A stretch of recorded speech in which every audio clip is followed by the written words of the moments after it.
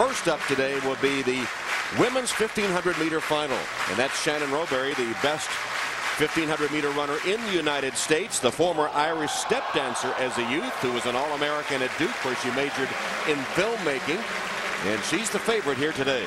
Shannon Rowbury has achieved much than any middle distance runner could dream of. She is the two-time U.S. national champion, fourth fastest American woman in 1500 meters, and an Olympic finalist.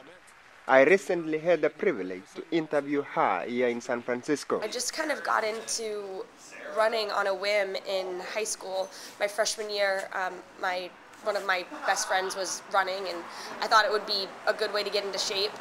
And so I joined, and my first race that I was in, I think I ended up winning it, or was second, or something like that. So did really well there, and I think that's when I was kind of like, oh, cool, like, I guess I'm kind of good at this. But as she rose to prominence while attending Duke University, she was diagnosed with hip stress fracture, an injury that almost ended her career.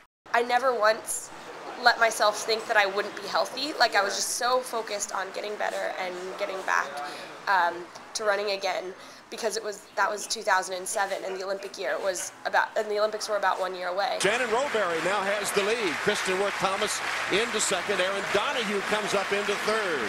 Here's the final lap about to unfold. In 2008, Shannon secured a place in the U.S. Olympic team by winning the 1500 meters race in Eugene, Oregon. Although I was really nervous, I felt